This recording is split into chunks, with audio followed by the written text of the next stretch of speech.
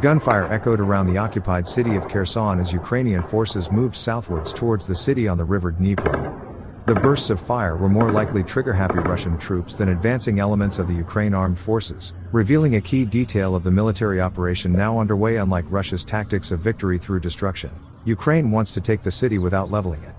"We want to avoid street warfare, because we don't want to destroy the city," WAF Major Roman Kovalyev, based northeast of Kherson province, told The Economist. Kherson and its remaining citizens are luckier than most cities affected by Russia's war, cities like Mariupol and Kharkiv, which have been the targets of months of indiscriminate shelling. The former city, now captured, was estimated to have suffered more than 20,000 dead. It is hard to know exactly what is happening inside Kherson at the moment, other than the occasional video. There were more than 280,000 inhabitants before Russia's all-out invasion, but that number is now much lower and its composition has changed. Russia has given empty and stolen apartments to loyalists and is banning the Ukrainian currency and use of the language in schools. Over the past few weeks, Ukrainian forces have been slowly preparing for a counteroffensive so that they can eventually push the Russians entirely out of the country. That process begins to the north of Kherson, which is now probably the most important contested territory in Ukraine. The offensive began on August 29, and according to some optimistic assessments by the Ukrainian military, their forces can reclaim Kherson by September. That would have a significant impact on the war. Current trends favor Ukraine. Over the past 6 months, the Ukrainian Ministry of Defense estimates that nearly 50,000 Russian soldiers have been killed, and billions of dollars of Russian military hardware have been destroyed. Western estimates put Russian dead at 20,000 plus. Russian morale is low, as an extraordinary August 31 story illustrated. At least 3 Russians died after drunken soldiers engaged in a close-quarters gunfight with FSB troops.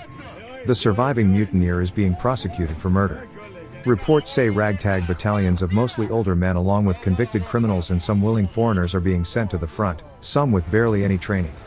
While the backbone of the Russian regular army remains, albeit badly bloodied, this is a battle they cannot afford to lose. Kherson is one of the few major metropolitan centers Russia has captured since the start of the war. Its loss would bode very badly for Russian forces. It might also lead to political backlash back home, where the population is told that the operation is going to plan. There is another motivator for the Ukrainians. Numerous reports have suggested the Russians aim to hold an illegal referendum in Kherson in September. During the illegal annexation of Crimea in 2014, the Russian Federation also held a rigged referendum. The falsified results claimed that the residents of the Crimean Peninsula voted to reunify with Russia. Likewise, in February 2022, Russia announced that it had incorporated the Russian-occupied territories of Donbas. The Ukrainian military response is therefore a key element of its existential fight. Yet this will be a deadly and costly process. Over the past few weeks, Ukrainian forces have been attacking 4 bridges near the city of Kherson in an attempt to restrict Russian movements in and out of the city. These attacks are now almost nightly and have made the infrastructure unusable for resupply convoys. As the Ukrainians continue to destroy other forms of infrastructure to the north of the river Dnipro and to the west of the river Inhulets, to trap the Russian troops, the aim is to separate these Russian forces from the rest of the Russian-occupied portions of Ukraine. Ukrainian forces are also slowly encroaching on Kherson, thus making a southern siege more likely. To date, the Ukrainians have destroyed ammunition depots, command posts, and Russian strongholds in the south. While reinforcements have been observed, the quality of the new troops is unclear.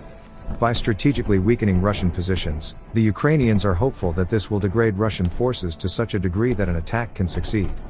This strategy would also limit the number of Ukrainian casualties.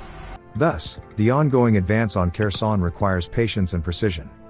Russia is certainly vulnerable. Earlier this month, a series of surprise attacks were launched on occupied Crimea, attacks which have been attributed in foreign reporting to partisan or special forces commandos working far behind the lines. Russian airfields and ammunition depots were destroyed, along with a significant number of Navy combat aircraft, badly damaging its military capacity in the south. Despite its lack of a navy, Ukrainian forces have sunk several Russian naval vessels and its Black Sea flagship. The recapture of Kherson would give the Ukrainians a strategic advantage on the Black Sea and in southern Ukraine. It would allow them to fortify positions near the critical port city of Odessa, and would put them within striking distance of Crimea. Should events unfold in Ukraine's favor, it would then allow the Ukrainians to shift their focus to the eastern theater in the Donbas. But first, they must take the city and its hinterland. That requires a continuing stream of weaponry, which in turn requires continuing support from the West. Unfortunately, military aid alone is not enough. The world should continue to provide financial, humanitarian, medical, and defense aid to Ukraine. Ukraine has demonstrated that it is committed to winning this war, and will do whatever it takes to achieve this outcome.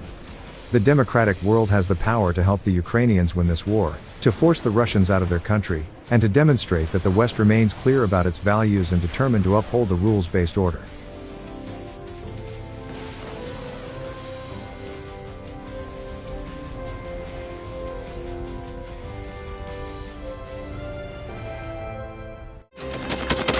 Thanks for watching, and don't forget to subscribe. Also, if you want to support Warthog Defense, please become our member and get early access to new videos, exclusive members-only videos, and become administrator in comment section. The membership link is in the description. Rescues every day. We had a guy last week at 6 rescues in 6 days. You know, he's doing the job every day.